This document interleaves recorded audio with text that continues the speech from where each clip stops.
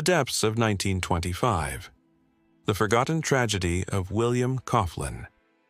In the chronicles of early 20th century American cave exploration, few tales are as haunting or as overlooked as that of William Coughlin. In the winter of 1925, amid the rising national interest in subterranean adventure and scientific curiosity, one young man would meet his fate deep beneath the earth. His story, eclipsed by more publicized tragedies such as that of Floyd Collins, remains a solemn reminder of the peril that accompanies the pursuit of the unknown. This video seeks to resurrect the memory of William Coughlin and the events that led to his tragic demise underground. William Coughlin was not a celebrity, nor was he a seasoned adventurer. A geology student with an earnest fascination for natural sciences, he embodied the spirit of exploration that defined the interwar period. Born into a modest family, Coughlin exhibited an early passion for earth sciences, often wandering into quarries and riverbeds in pursuit of fossils and mineral specimens.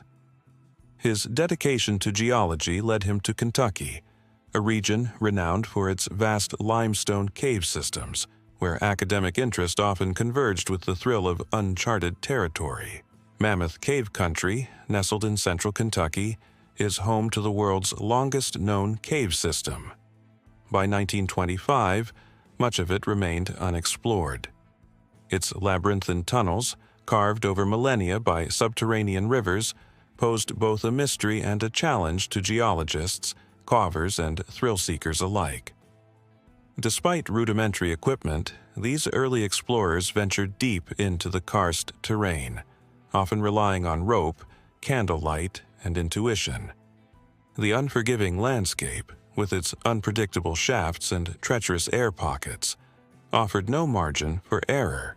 In early January 1925, William Coughlin joined a small collective of amateur cave explorers and students intent on mapping a newly discovered shaft within a lesser-known cave near Mammoth Cave National Park.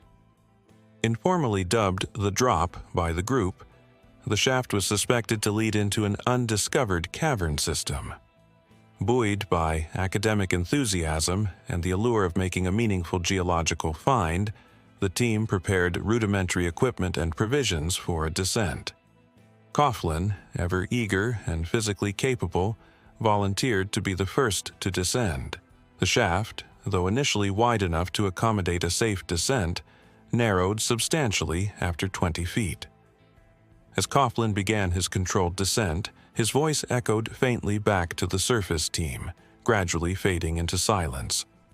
The rope continued to unspool, tension slackened, and then nothing. Repeated calls from above were met with no reply. The initial assumption was that he had reached a ledge or chamber and was examining the site. But as the minutes turned to an hour, concern began to escalate. When the rope went slack and all attempts to establish communication failed, the gravity of the situation became apparent.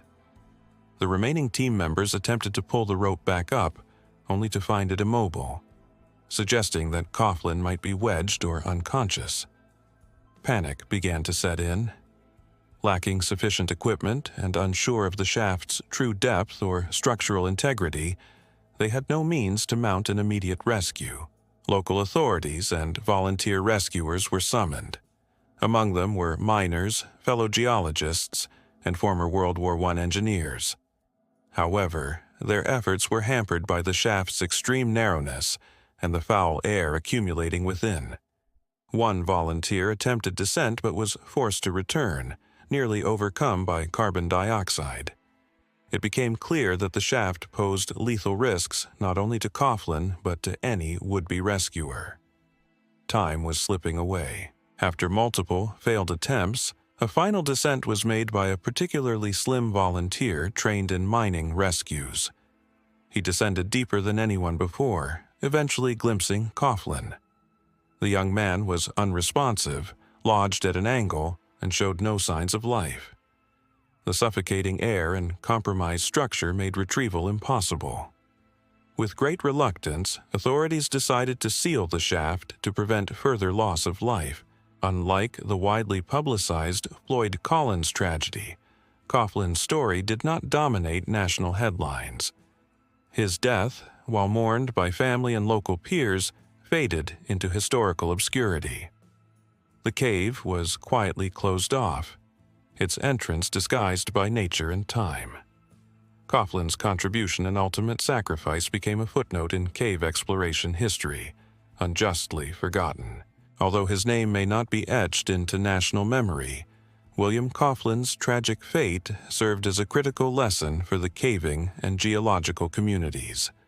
His story led to a reevaluation of safety protocols, air quality assessments, and rescue readiness in confined subterranean spaces. In a quiet but essential way, he helped pave the path for safer exploration for future generations. The pursuit of knowledge has always carried risk. For William Coughlin, the exploration of Kentucky's underground offered the promise of discovery and purpose.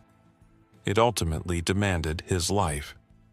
As we commemorate pioneers of science and exploration, let us remember those whose contributions were quiet, whose stories were buried, yet whose sacrifices are no less profound.